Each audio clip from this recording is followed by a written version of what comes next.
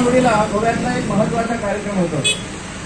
त्या कार्यक्रमामध्ये बोलत असताना गोव्याचे मुख्यमंत्री आदरणीय डॉक्टर प्रमोद सावंत यांनी असं विधान केलं होतं की छत्रपती शिवाजी महाराजांनी गोव्यातल्या काही भागावर त्यांचं राज्य होतं आणि 450 वर्षे पोर्तुगीज गोव्यात होते किंवा त्यांची सत्ता होती असं जे आपण म्हणतो ते चुकीचं आहे।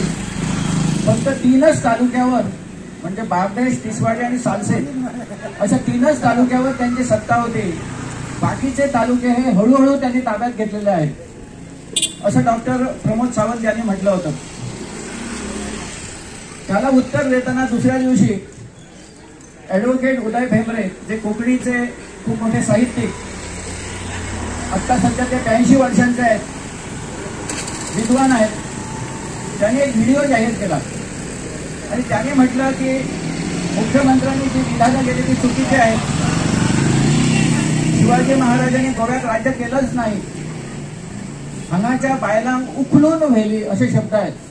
शिवाजी महाराजांच्या विषयी ते असं म्हणतात की हांगाच्या बायलांक तांच्यांनी उखलून व्हेली। पोर्तुगीजांबरोबरच्या लढाईत शिवाजी महाराजांचा पराभव झालो आणि म्हणून त्यांचा तह करचो पडलो। अशा पद्धतीची विधानाची चुकीची विधानं असतात।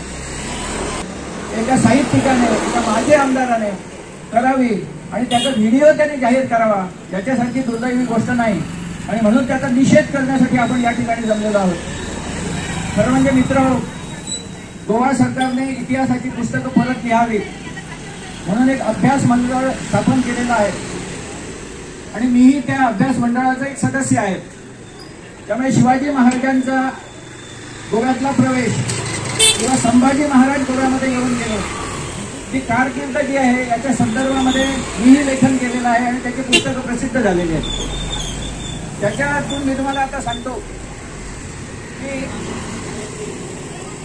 गोव्यामध्ये फक्त तिसवाडीमध्ये 1510 मध्ये तिसवाडी हा एकच तालुका पोर्तुगीजांनी जिंकून घेतला। तिथे 450 वर्ष म्हणजे 451 वर्ष त्यांची सत्ता राहिली, कारण 19 डिसेंबर 1961 या दिवशी आपला गोवा स्वतंत्र झाला। त्यामुळे 450 वर्ष कुठे होते तर फक्त तिसवाडीमध्ये होते। 1543 मध्ये त्यांनी बारदेश आणि सालसेत हे 2 तालुके जिंकून घेतले। त्यामुळे बारदेश आणि सालसेत मध्ये 418 वर्ष फक्त त्यांचं राज्य होतं। फोंडा, सांगे, केपे आणि काणकोण हे तालुके 1763 मध्ये त्यांनी जिंकून घेतले। त्यामुळे फोंडा, सांगे, केपे आणि काणकोण या ठिकाणी फक्त 198 वर्ष त्यांनी राज्य केलं पोर्तुगीजांनी।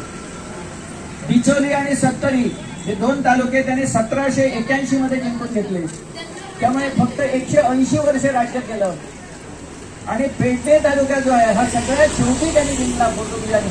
तोपर्यंत तो सावंतवाडीचे सावंत भोसले त्यांच्या अंमलाखाली होता म्हणून पेडणे महाल असं म्हटलं जातं। सावंतवाडी महाल, पेडणे महाल, बिचोली महाल, सत्तरी महाल हा भाग जो होता हा सावंतवाडीचा ते सावंतवाडीचे सावंत भोसले यांच्या अंमलाखाली होता। सगळ्यात शेवटी पेडणे जिंकला। तो कधी माहिती आहे 1788 साली आणि त्यामुळे 173 वर्ष पेडण्यावर पोर्तुगीजांचं राज्य होतं।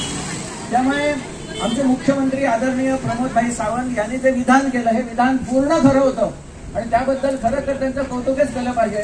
त्यांनी बोलताना हे विधान सहज केलेलं असावं कारण त्यांना माहिती होतं की आपल्याला सुद्धा माहिती आहे जुन्या काबिजाटी म्हणजे बारदेश, तिसवाडी आणि सालसेत हे खूप वर्ष पोर्तुगीजांच्या अंमलाखाली राहिलं आणि बाकीचे तालुके हे त्यांच्यानी नंतर सावकाश जिंकून घेतलेले आहेत। मी डिटेल्स दिले कारण मी याचा अभ्यास केलेला आहे। ते जे म्हणतात चुकीची माहिती देतात। बारदेशमध्ये लखुजी सावंत आणि एक नाईक देसाई म्हणून हे 2 सावंतवाडी कुडाळ या भागातले जे रेव्हेन्यू जमा करणारे होते हे तिथून लोकांना त्रास देत आणि येऊन गोव्यामध्ये लपत असत आणि पोर्तुगीजांनी त्यांना संरक्षण दिलेलं होतं। कुडाळमध्ये जेव्हा 1667 साली शिवाजी महाराज आले तेव्हा त्यांना तिथे कळलं की हे दोघे पळून जातात आणि पोर्तुगीजांच्या आश्रयाला गोव्यामध्ये जातात आणि म्हणून नोव्हेंबरच्या अखेरीला आणि डिसेंबरच्या पहिल्या आठवड्यामध्ये 1667 साली शिवाजी महाराज गोव्यामध्ये आले, कोलवाळपर्यंत पोहोचले, बारदेशमध्ये प्रवेश केला त्यांनी आणि तिथे त्यांना कळलं की 3 पादरी हे धर्मांतरण करतायत आणि म्हणून त्यांना बोलवून घेतलं त्यांनी आणि त्यांना सांगितलं आमचा धर्म इथला जो आहे तो तुम्ही स्वीकारायला तयार आहात का? ते म्हणाले नाही. तुम्ही इथे काय करता? तर आम्ही ख्रिश्चनायझेशन करतो आहोत, म्हणजे ख्रिस्तीकरण करतो आहोत. त्यांनी सांगितलं हे चालणार नाही, आमचा धर्म तुम्ही इथे आलात, आमचा धर्म तुम्ही स्वीकारा. त्याला त्यांनी नकार दिल्यामुळे त्यांचा शिरच्छेद केला. सत्य घटना आहे. 3 पात्रांचा शिरच्छेद कोलवामध्ये केला. त्यामुळे धर्मांतर करणारे हे जे पाद्री होते किंवा चर्च होती ते घाबरले आणि त्यांनी धर्मांतरण त्यावेळेस थांबवले. ही 16 डिसेंबर महिन्याची गोष्ट आहे. तिथून शिवाजी महाराज नार्वेमध्ये गेले आणि नार्वे या ठिकाणी त्यांनी बघितलं की सप्तकोटेश्वराचं जे मंदिर आहे ते उद्ध्वस्त केलेलं होतं. त्यातली मूर्ती जी होती ती छिन्नविच्छिन्न केली होती. सप्तकोटेश्वर हा जो देव आहे हा कदंब राजांचा कुलदेव आहे. आपला जसा प्रत्येकाचा कुलदेव आहे तसा कदंब राजघराण्याचा कुलदेव सप्तकोटेश्वर. त्यांनी तिथे बैठक घेतली. त्या रात्री ते थांबते त्या ठिकाणी नार्वेमध्ये आणि त्या मंदिराचा उद्धार करण्याचा आज्ञा दिल्या. पैशाची व्यवस्था केली आणि हवं तर उदय भेंबरेने जाऊन बघावं.